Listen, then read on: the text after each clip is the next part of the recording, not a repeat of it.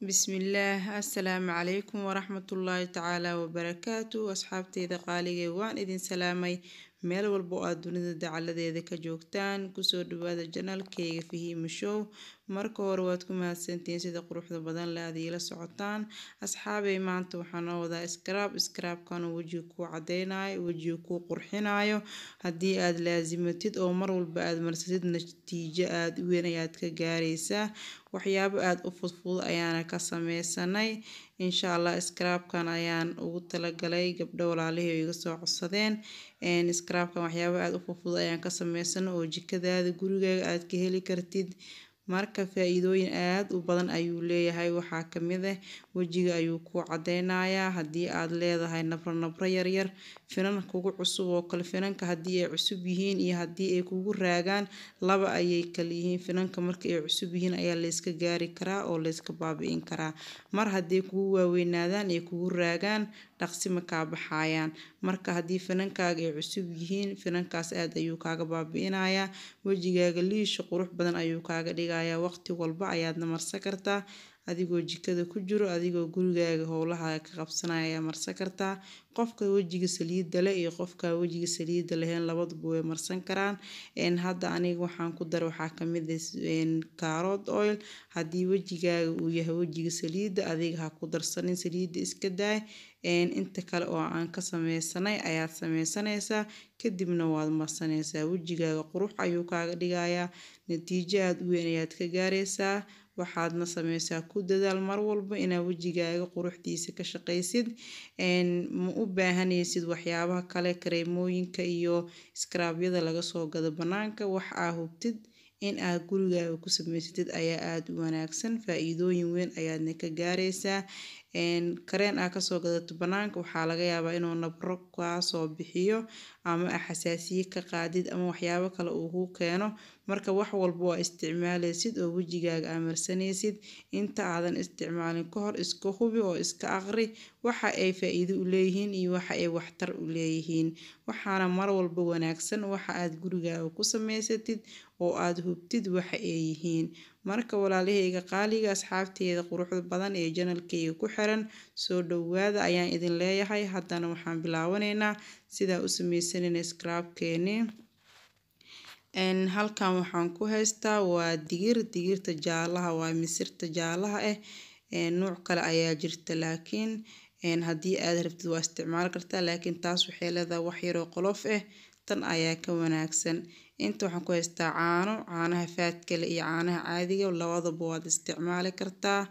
malab ayaa halkan ii yaalo waa malabka saafida ah mar walba malabka saafida ayaa wanaagsan halkan waxaan ku haystaa waa digirtii oo aan soo shiiday insha Allah haddana waa isku dardarsan doonaa halkan waxaa ii yaal baaquli waxaan ku shubanaynaa 3 qaado oo digirtii aan soo shiiday digirta marka hore biyo ayaan la soo dhigay asxaabteeda qaaliga markii ay soo jilacday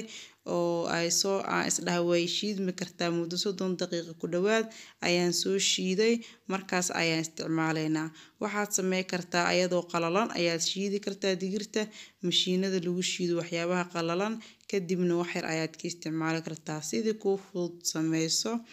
marka hadda waxaan ku soo shubanay 3 qaado oo digirteeni digirta misirta waa nooca oranjiga camal digir maaha laakiin waa iska digir kolba misir iyo digir waa isla meeshi laakiin misirta nooca jaalada waaye marka noocaas waaye nooca kala jirto oo qolof leh qoloftaas haddii aad biyo la dhigtid qolofta banaanka ayay u soo saaraysaa markaas kadibna waad shiidi kartaa oo waa isticmaali kartaa digirtan aad ay u qolofteedu u yar tahay wax kugu dhagdhagay ma lahan si fiican hadaa u shiididna way israacaysaa oo wax soo taagtaagan ma yeelanayso marka hadda waxaa ku darsanay qaadada yar oo malab ah haddii aad wax badan sameysanaysid waad ka badsan kartaa oo wax badan ayaad sameysan kartaa aniga laakiin wax yar oo malab ayaan ku daray oo qaadada yar 3 qaado oo qaadada waaweyn oo digirteeni misirtii aan biyaha la soo dhigay oo aan soo shiiday wixii kale ayaan ku darsanaynaa inta waxaan ku haystaa boorash qof kasta wuu yaqaanaa boorashka dhowr nooc ayuu u kala baxaa boorashka oo wadankeena lagu isticmaali jiray ma ahan kan waa uu ka duwan yahay sidaas ayuu u yaalaa marka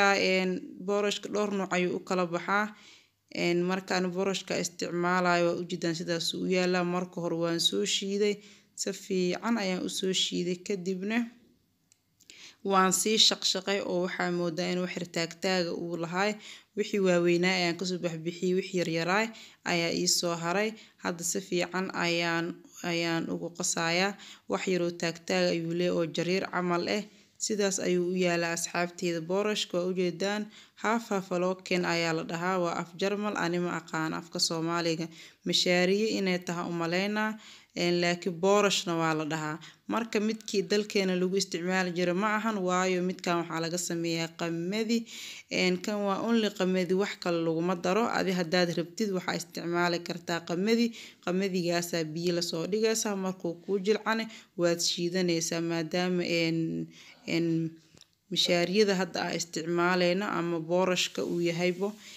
qamadi laga sameeyey. marka asxaabteeda qaaliga sidaas ula socda. boorashkii oo wadankeena lagu isticmaali jirayna ma ahan, mishaariyadii aan isticmaali jirnana ma ahan. wadankan ayaa ani ku arkay. marka af Soomaali wax lagu dhaw ma aqaani, haddii aad taqaan fadlan hoos iigu soo qor. hadda waxaan ku darsanaynaa qaado caanaha faad kala waaye. haddii aa wejigaaga saliid leeyahay ha ku darsanin caanaha oo faad kala heenin oo low faadka ay ku darsan insha Allah. hadda waa isdhex gashanaynaa. waa ujeedaan wax yar inuu taagtaagan yahay moodaa. iskaraabka badanaa waxaa moodaa inuu taagtaagan yahay oo jirka markaa mariso oo ku masaajeyso in aad dareemaysid gacantaada inuu xaganayo, laakiin gacantaada wax dhibaato uma geysanayo. wejiga ayuu nadiifinayaa, waxyaabaha wejiga uu qabo wasaqda iyo qoloftii wax walba ayuu ka saarayaa. marka intaasaa isku soo darsanay waad ujeedaan sidee kusoo baxday. maasha Allah lagama sheekay karo asxaabteeda qaaliga. alaabtan soo boroobe walaalo badan ayaa maasha Allah wejigooda aad u madooyahay. madowga ma ahanin madow iska caadi oo qofka u dhashtaa jiro, laakiin madowgaas waa iska caadi. madow waxaa jiro qofka asigoo jirkiisa kala cad ama jirkiisa kale oo iftiimayo wejiga ay qolof ka saaran tahay madow uu ku qabo banaanka markuu u baxo kale. qofka in shareerka xirto kale indhaha hoostoodii ka madoobaanayaan ama faruuriyoo kale inay ka qalalaan. alaabtan aad ayay waxaas dhan liisho kaaga dhigaysaa, wejigaaga qurux maasha Allah ku soo baxaya. adigana u isticmaal sidii lagu dhahay. waxaan faa'iidooyin ayay leeyihiin sidaas u soo tijaabi insha Allah. waxaan ku darsanay wax yar oo kaarood oil waa qaadada yar. adi haddaad rabin waxaa ku bedeli kartaa saliidaha kale ee wejiga la marsado. asxaabteeda qaaliga alaabtan ayaa marsanaysaa wejigiina oo nadiif 40 daqiiqo 1 saac 2 saac xataa waa ku joogi kartaa, waayo annaga wax kiimika ma isticmaalin. 2 saacadood kadibna waad iska dhaqaysaa. mar walba waxaad ogaataa markii aad marsatid alaabo aad gurigaaga ku samaysatay, iskaraab ha ahaado ama kareen ha ahaado, markaa iska dhaqid kadib waxaa u baahan tahay saliid aad wejiga marsatid. wejiga wuxuu kaa noqonayaa qaleel camal. marka waxaa u baahanaysaa saliid allaale saliidii kuu taalo oo aad isticmaali jirtay oo aad wejigaaga marsan jirtay inaad marsatidaa lagaaga baahan yahay. marka insha Allah qaaliyaad asxaabteeda quruxda badan leh, walaalahayga sharafta badan ee channelkayga ku xiran, ka faa'iideysi wanaagsan ayaa idin leeyahay. waqti walbo xilli walbo ayaad marsan kartiin. scrubkan ma ahan kaliya markaa jikada ku jirtid inaad marsatid, waqtiyada kalena waa marsan kartaa. marka waqti walbo jaanis u heshid marso si wejigaaga kugu qurux badnaado. gabdho badan oo waxaa jiraan jecel inuu wejigooda u qurux badnaado, wejigooda maasha Allah qurux ugu soo baxo. wejiga sidaa ogtihiin quruxda sideeda banaan waxay u baahan tahay gacanta lagu haayo laga shaqeeyo. wejiga haddii aadan ku dadaalin oo mar walba aadan ka shaqeynin ma kuu qurux badnaanayo. marka waxaa idinkula talin lahay inaad ku dadaashaan quruxda iyo bilicda jirkiina, haddii ahaan lahayd wejiga iyo haddii ay ahaan lahaydaba wejiga iyo jirka qeybihiisa kala duwan. asxaabteeda qaaliga waad ku mahadsantihiin daawashadiina iyo sida wanaagsan aad ila socotaan. fiidiyowga xigo waxaan idinla wadaagi doonaa waxyaabo badan oo anfacayo ama u wanaagsan haddii ahaan lahayd lugaha iyo sida ugu fudud ee loo jilciyo ama sida ugu fudud ee looga baabi'iyo jeexjeexa jacjac iyo waxyaabo noocaas camal ah kareemooyin ayaan idinla wadaagi doonaa insha Allah fiidiyowga xiga hamoogaanin iyoona ku dhaafin insha Allah asxaabteeda qaaliga waxaan idinkaga tagayaa sidaas iyo nabadgelyo fiidiyowga xiga ku dhaafin